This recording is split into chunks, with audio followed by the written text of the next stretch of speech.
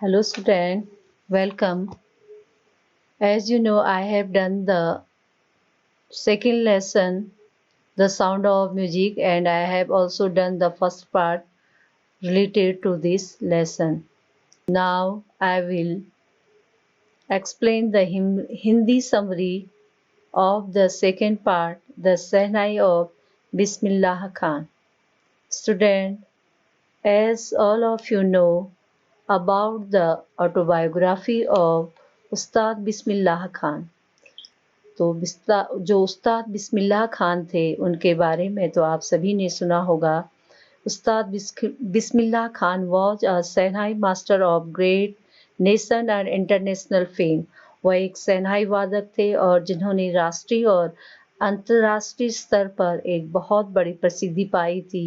He was a great musician, वह बहुत great musician थे। And Alibux was his maternal uncle, और जो अलीबेक्स थे उनके मैटरनल अंकल थे। और उन्होंने he made him a perfect musician, और उन्होंने उनको एक परफेक्ट म्यूजिशियन संगीतज्ञ बनाया था। और उस्ताद जो बिस्मिल्लाह खान थे, he received the Bharat Ratna award and he was a true patriot who declined many offers to settled abroad country। तो आप सभी जानते हैं जो बिस्मिल्लाह खान थे वे एक सच्चे इंडियन पैट्रियट थे, एक सच्चे भारतीय देशभक्त थे। क्योंकि बहुत बार जो अब्रॉड कंट्रीज़ के जो पीपल थे उन्होंने उनको रिक्वेस्ट की थी कि वे यहीं आकर के सेटल हो जाएं, बट उन्होंने उन सब की बातों को क्या कर दिया, डिक्लाइन कर दिया। तो स्टूडेंट आप I will start the Hindi summary related to this lesson. Before you read, पढ़ने से पहले, do you know these people? What instruments do they play? Okay, so you have seen some pictures front of the page. तो आप देख सकते हैं front page में कुछ पिक्चर्स दिखाई गई हैं। तो जो म्यूजिशियन हैं जिस इंस्ट्रूमेंट्स को प्ले कर रहे हैं तो वे उसी से रिलेटेड हैं, तो उनके बारे में यहाँ पर दिखाया गया है। Think of the Sehnai and the first thing you will probably imagine is a wedding or a similar occasion of और function.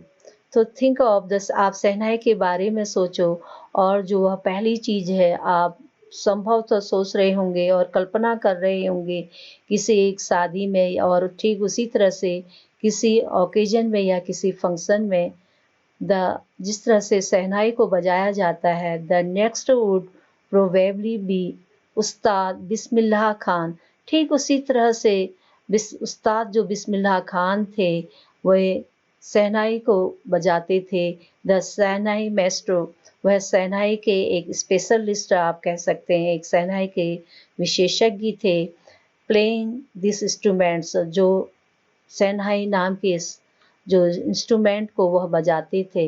Emperor Aurangzeb band the playing of a musical instrument called Pangi in the royal residence for it had a shrill unpleasant sound।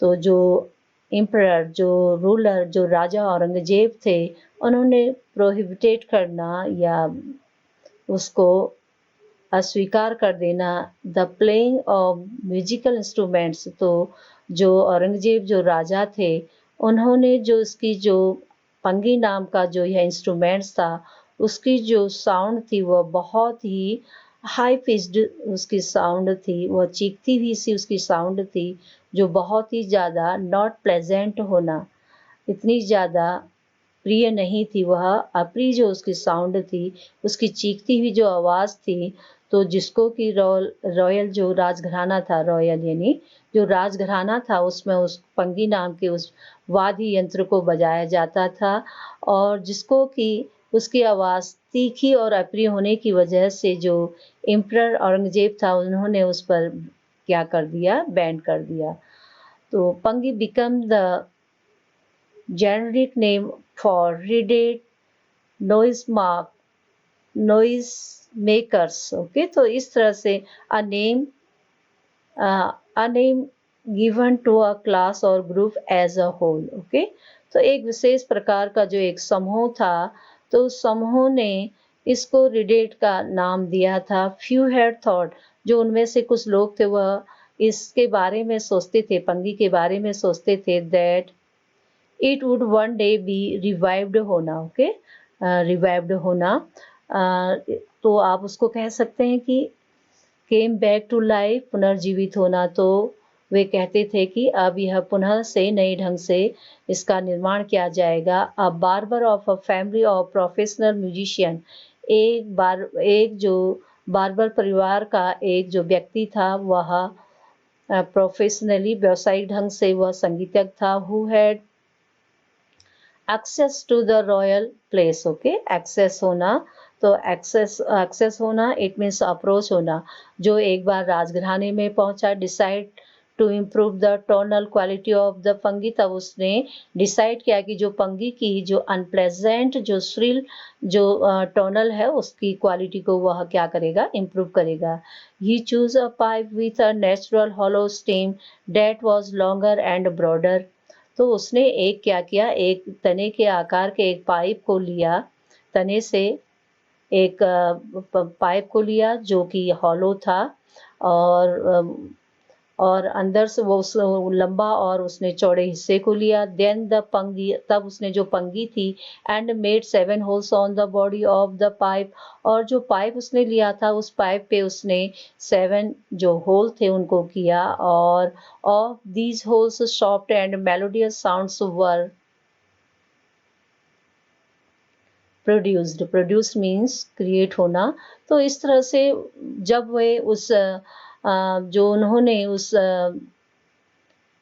Pangi नाम के उस नए instruments को create किया, तो उसमें बजाने के लिए उन्हें कुछ जो फिंगर्स थे उनको उस पे रखते हुए, और कुछ जो फिंगर्स थे उनको ओपन करते हुए रखना था उन होलों पर जो उस पर उस पाइप पे बनी हुई थी, और उनसे बहुत ही मुलायम और बहुत ही मधुर जो आवाज़ थी वह निकलती थी।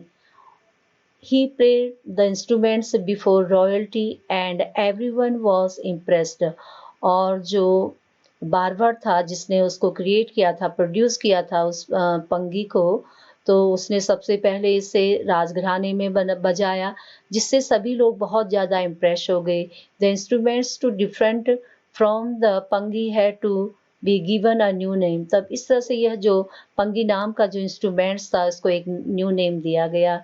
As the story goes, since it was first played in the Sahas chambers, Sahas means king's chambers, chambers big rooms। Okay, तो इस तरह से जो यह जो पंगी थी जिसको पुनः बनाया गया था, तो इसको इसके बारे में एक कहानी बताई जाती है कि सबसे पहले इसको जो राजा के बड़े कमरे का जो बड़ा कमरा था, उस कमरों राजा के बड़े कमरों में इसको बजाया गया था। एंड वॉज प्लेड बाय अ नाई, सबसे पहले इसको एक नाई के द्वारा बजाया गया, एक बार्बर के द्वारा, जिसको नाई ही कहा जाता है।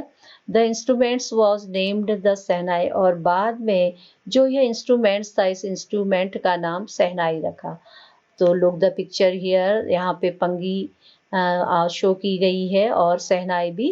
तो पहले ये जो पंगी थी इसको इसका जो टोनल था वो बड़ा ही श्रील और जो था अनप्लेजेंट था। तो और फिर बाद में इसको ही प्रोड्यूस करके नई ढंग से प्रोड्यूस किया गया इसको, और किस तरह से इसमें 7 होल्स थे और इसको सहनाई का नाम दिया गया।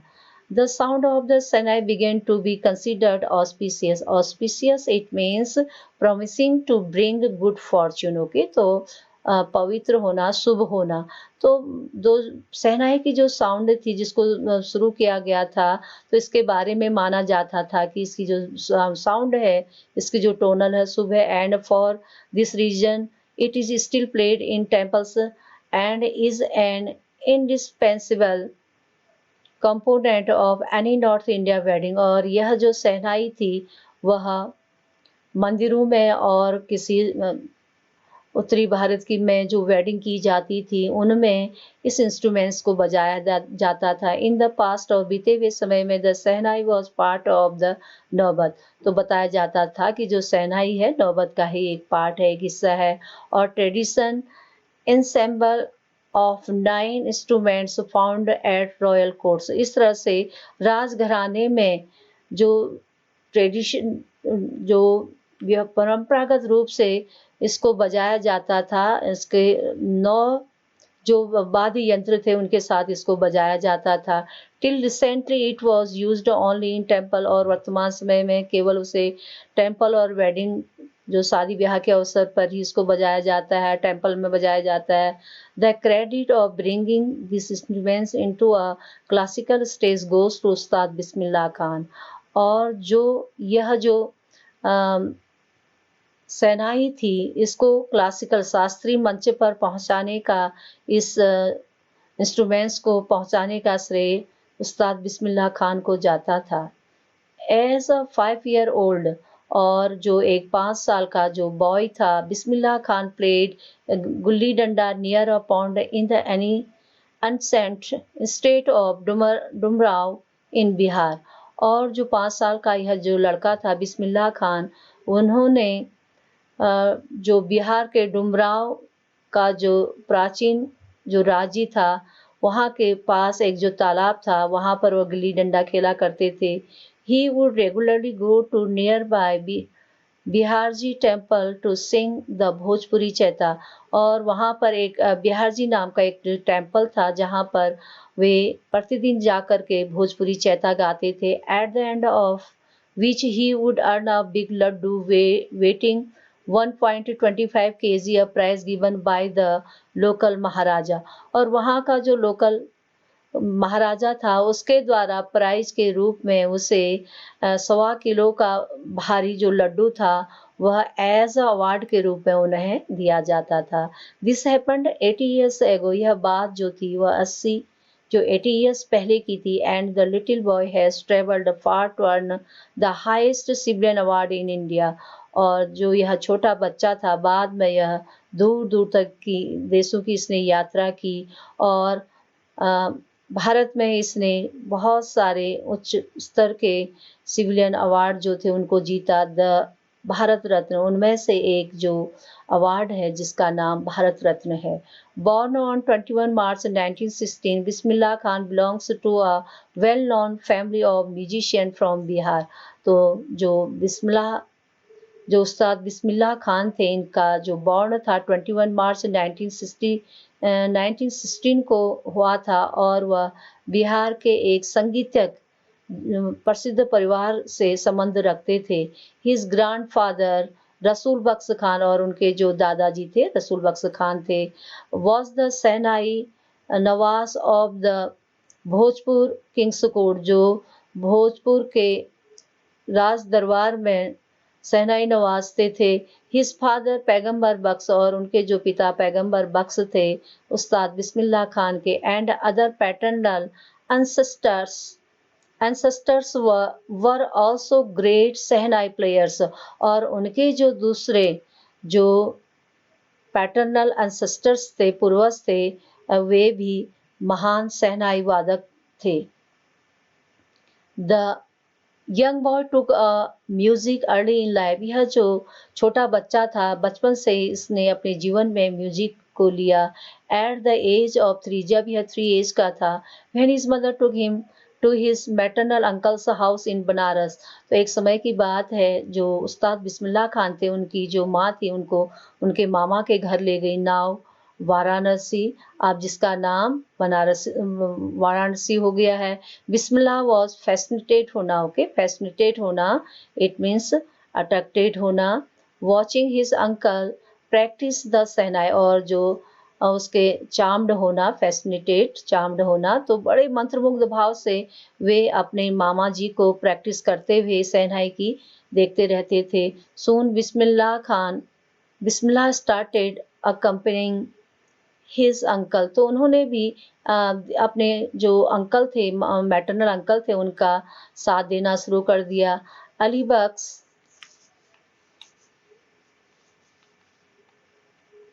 Ali Baks to the Vishnu temple of Banaras, where play the Sehnai and Bismillah Khan would sit captivated for hours on end.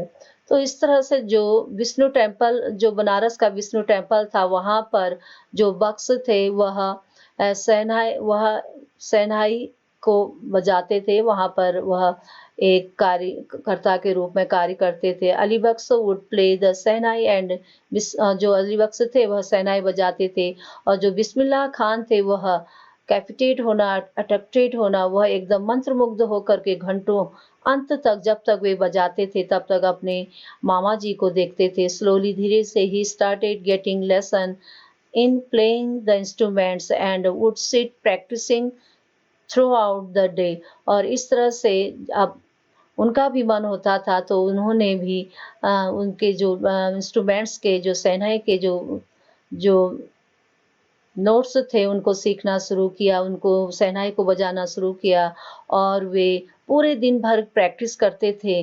For years to come the temple of Balaji and Mangala Maiya and the banks of the Ganga. और सालों साल से इस तरह से वो practice के लिए जो गंगा का बैंक्स था, जो किनारा था, और मंगला मैया और बालाजी का जो मंदिर था, सालों साल से वह उस मंदिर में आते थे। Become the young apprentice means होता है सीखने वाला, जो नया नया भी काम को सीख रहा हो। ओके, तो उसको आप कह सकते हैं नॉविस होना, जो नया काम सीख रहा हो। फेवरेट, हंट्स होना। ओके, तो वहाँ पर पहुँच करके वे अपने उस कार्य को, शहनाई सीखने के कार्य को प्रशिक्षु के रूप में, जो उनका एकदम फेवरेट था, where he could practise in solitude होना, अलोन होना, तो जहाँ पर वह अलोन होते हुए, एकदम अकेले होते हुए, वह जो प्रैक्टिस थी उस प्रैक्टिस को करते थे।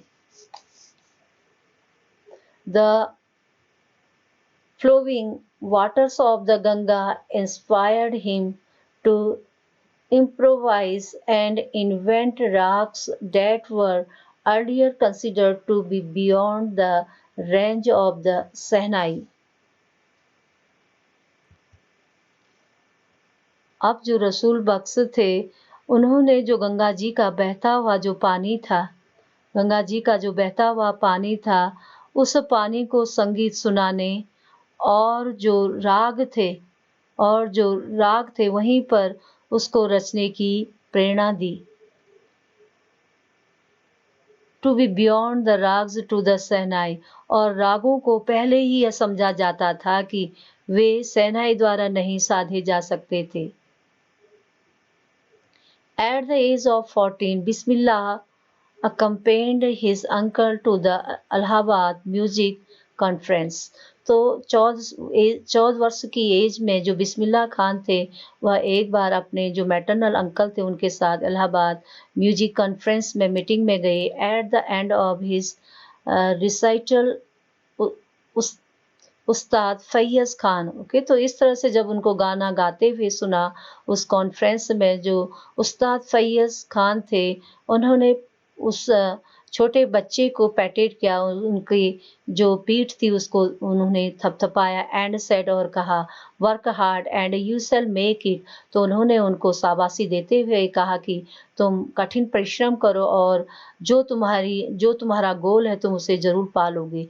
With the opening of the all India radio in Lucknow in 1938 came बिस्मिल्लाह's बिग ब्रेक। ओके, तो इस तरह से जो लखनऊ में ऑल इंडिया रेडियो की स्थापना जब की गई, तो वहाँ पर यह 1938 की बात है। उस समय में बिस्मिल्लाह खान को वहाँ पर एक बहुत बड़ा मौका मिला, एक चांस मिला। He soon become an often heard shehnai player on radio, और इस तरह से जल्दी ही उनकी रेडियो पर शहनाई वादक के रूप में अक्सर ही उनके कार्यक्रमों को सुना जाने लगा। When India gained independence on 15 अगस्त 1947, जब इंडिया ने 1947 15 अगस्त को जब इंडिया स्वतंत्र हुई, Bismillah Khan became the first Indian to greet the nation with his शहनाई। तो जो उस्ताद बिस्मिल्लाह खान थे, वह पहले भारतीय थे जिन्होंने अपने राष्ट्र को अपने राष्ट्र को शहनाई के साथ अपने राष्ट्र का स्वागत किया। शहनाई के साथ अपने राष्ट्र का स्वागत किया।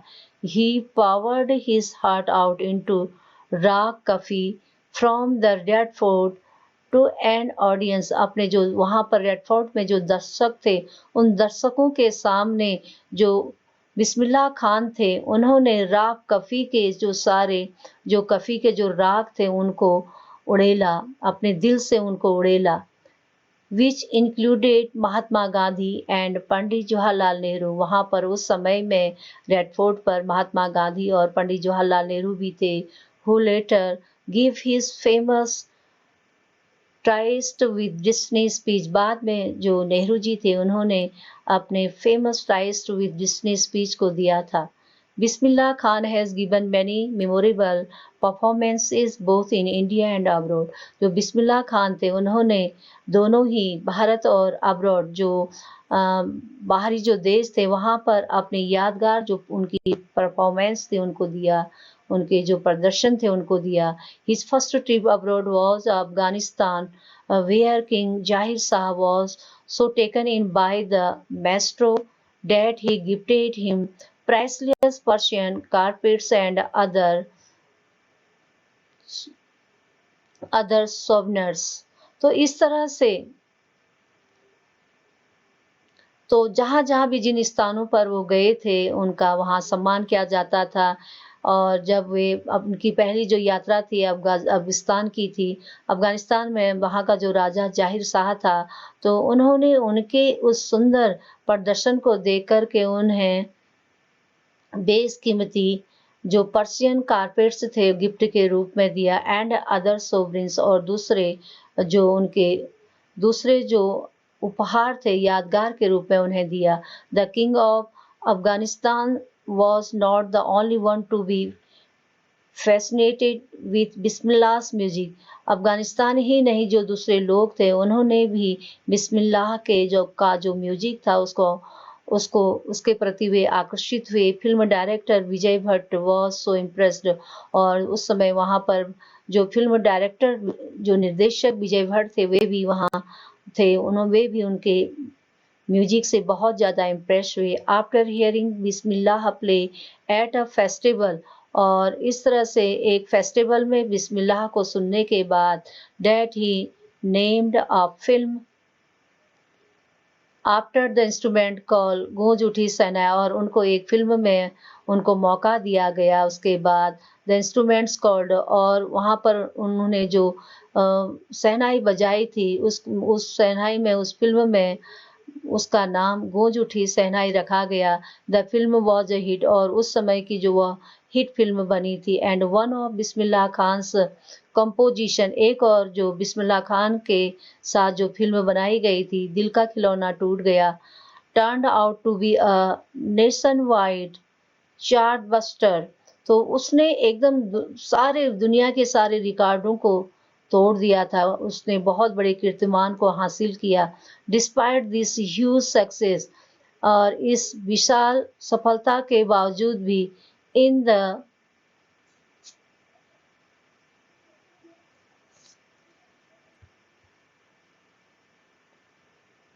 सोलिलॉइड वर्ल्ड, तो इसको ए ओल्ड टाइप ऑफ फिल्म, तो संसार के जो फिल्मी जगत में उसने अपने बहुत सारे कीर्तिमान उन्होंने कायम किए। Bismillah Khan's ventures in film music were limited to two, तो जो बिस्मिल्लाह खान का जो साहस था फिल्म के म्यूजिक के लिए, वह एक दोनों में ही सीमित था। विजय भट्ट गूंज उठी शहनाई, एक तो उनकी जो फिल्म थी वह थी विजय भट्ट की गूंज उठी शहनाई, एंड विक्रम श्रीनिवास कन्नड़ वेंचर सानिधि अपना। तो ये दोनों ही उनकी जो फिल्में थी उनमें उन्होंने काम किया। I just can't come to terms with the artificiality and glamour of the film world, तो वो कहते थे कि मैं नहीं चाहता था कि जो फिल्मी दुनिया की जो बनावट है और उसका जो ग्लैमर है, चकाचौंध करने वाली दुनिया है, मैं उस संसार में नहीं जा सकता था। ही सेज विथ एम्फेसिस, वह अपने शब्दों पर जोर देते हुए कहते हैं, awards and recognition came thick and fast. उनके जो अवार्ड थे और उनकी जो प्रसिद्धि थी वह बहुत ज़्यादा तेज गति से आगे बढ़ने लगी। Bismillah Khan became the first Indian to be invited to perform at the prestigious Lincoln Center Hall in the United States of America। जो अमेरिका का जो संयुक्त राज्य अमेरिका था उसके लिंकन हॉल में, उस प्रसिद्ध जो फेमस लिंकन हॉल था वहाँ पर उनके परफॉर्म के लिए उनको इनवाइट किया गया। He also took part in the world exposition in Montreal in the Cannes Art Festival and in the Osaka trade fair में और कैनस आर्ट फेस्टिवल मॉन्ट्रियल में भी उन्होंने अपना टुक पार्ट किया, उन्होंने अपना वहाँ पर भी वे गए एंड ट्रेड फेयर में भी वे गए। So well known did he become internationally, और वे पूरे अंतर्राष्ट्रीय स्तर पर एकदम प्रसिद्ध व्यक्ति बन गए। That and auditorium in the Tehran was named after him, और उसके बाद तेहरान में एक ऑडिटोरियम बनाया गया और उस तेहरान का जो वह मॉस्क था उस मॉस्क का नाम उस्ताद बिस्मिल्लाह खान रखा गया।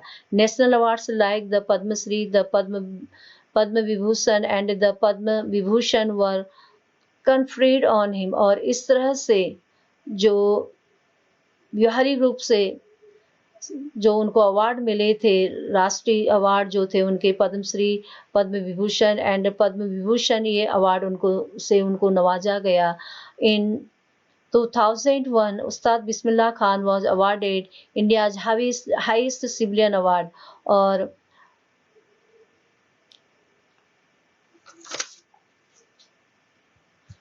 2001 में उस्ताद बिस्मिल्लाह खां को भारत के सर्वोच्च नागरिक सम्मान भारत रत्न पुरस्कार से सम्मानित किया गया। The Bharat Ratna with the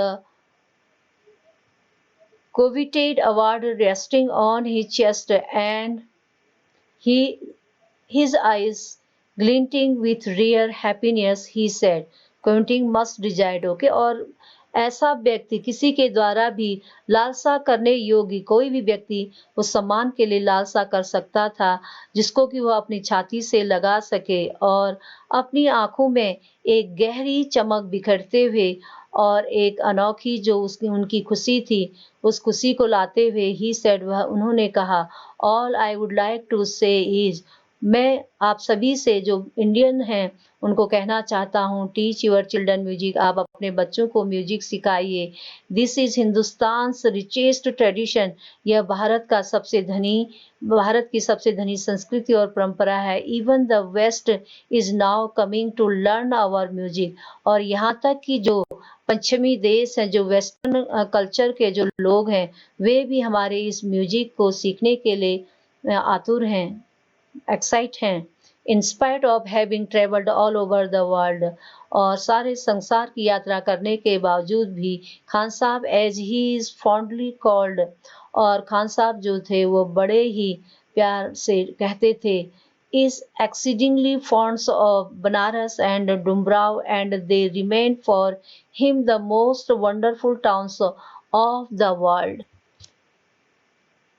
Khan साहब जैसा कि उनको प्यार से पुकारा जाता था, is extremely fond of Banaras, वे बनारस से very much, exceedingly very much होना, तो वे डुमराव और जो बनारस है उसको बहुत ज़्यादा प्यार करते थे। They remain for him the most wonderful towns of the world, और वे बताते थे कि यह संसार का सबसे वंडरफुल और सबसे ज़्यादा सुंदर टाउन है। A student of his once, एक बार उनका जो एक स्टूडेंट था, wanted him to head a shehnai school in the USA में उनका एक स्टूडेंट था जो बिस्मिल्लाह खान से चाहता था कि वो यहीं आकर के सेटल हो जाएं, and the student promised to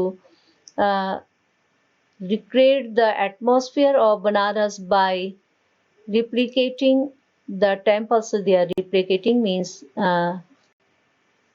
rebuild करना, तो उसका जो मानना था वह उसने प्रॉमिस किया था बिस्मिल्लाह खान से कि वह बनारस की तरह ही जो एटमॉस्फेयर है उसको वह अमेरिका में उनके लिए ऐसा ही जो एटमॉस्फेयर है वह क्रिएट करेगा, और जो ऐसे ही रिप्लेटिंग मीन्स एट द सेम हूबहू नकल होना, रिप्लिकेटिंग तो हूबहू नकल होना, तो वैसे ही जो मंदिर है वह उनके लिए वहाँ बनवा देंगे। बट खान साहब आस्क्ड हिम, तब खान साहब ने उससे पूछा था, if you would be able to transport river Ganga, क्या वह जो रिवर गंगा है उसको वहाँ ट्रांसपोर्ट कर सकते हैं, वहाँ ला सकते हैं। एज वेल, ठीक उसी तरह से later he remembered to have said, बाद में वह याद करते हुए उन्होंने कहा था, that is why whenever I am in a foreign country, जिस तरह से मैं जब फॉरेन कंट्री में होता था, I keep wearing, wearing it means desiring करना, डिजायर करना, तो जो मेरी इच्छा थी, मैं इच्छा करता था टू सी हिंदुस्तान, वहां रहते हुए मेरी इच्छा हिंदुस्तान को देखने की होती थी।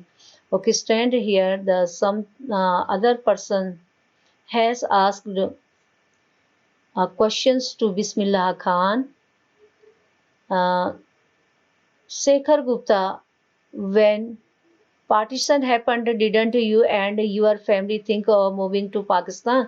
तो उसने बिस्मिल्लाह खान से पूछा था कि क्या जब इंडिया और पाकिस्तान का विभाजन हुआ था, तो ऐसे समय में क्या आप और आपके परिवार ने नहीं चाहा था कि आप पाकिस्तान जाकर के रहें?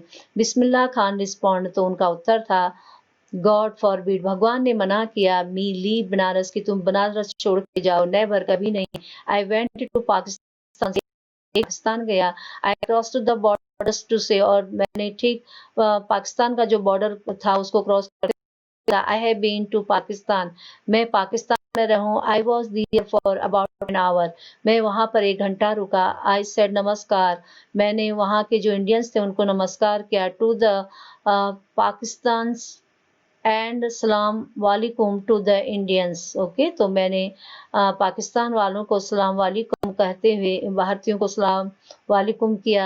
आई हैड अ गुड लाभ, उसके बाद मैं मुस्कुराया। टू सी हिंदुस्तान, हिंदुस्तान को दे ओके, तो वाइल इन मुंबई, और तब वो बताते हैं खान साहब, जिनका एक दूसरा नाम खान साहब भी है, तो वो बताते हैं कि जब मैं मुंबई में होता हूँ, I think of only Banaras and the holy Ganga, तब मैं वहाँ रहते हुए केवल जो पवित्र गंगा है और बनारस के बारे में सोचता हूँ। एंड वाइल इन बनारस, और जब मैं बनारस में होता हूँ, I miss the unique, unique it means unmatch होना, माथा ऑफ डुमराव, डुमराव के जो माथा का जो अद्वितीय स्थान है, मैं उसको मिस करता हूँ। Ustad Bismillah Khan life is a example of the rich, जो धनी लोग हैं उन लोगों के लिए जो उस्ताद बिस्मिल्लाह खान की जो लाइफ है वह एक बहुत बड़ा उदाहरण है। कल्चरल हेरिटेज ऑफ इंडिया, जो भारत की जो सांस्कृतिक जो धरोहर है उसकी, और बिस्मिल्लाह खान की लाइफ उन लोगों के लिए एक बहुत बड़ा एग्जाम्पल है। One of that effortlessly accepts that devoid Muslim, और उनमें से वे लोग कहते हैं कि एक जो डेडिकेट करने वाला एक जो मुस्लिम व्यक्ति है पूरी तरह से बिना किसी प्रयास के, और उस जैसे मुस्लिम व्यक्ति के लिए like him can very naturally play the shehnai every morning at the Kashi Vishwanath temple, तो उस जैसे व्यक्ति के लिए, उस जैसे मुस्लिम व्यक्ति के लिए काशी विश्वनाथ मंदिर में प्रतिदिन सुबह को सहनाई बजाना पूर्ण रूप से बहुत ज़्यादा स्वाभाविक होगा। Thank you.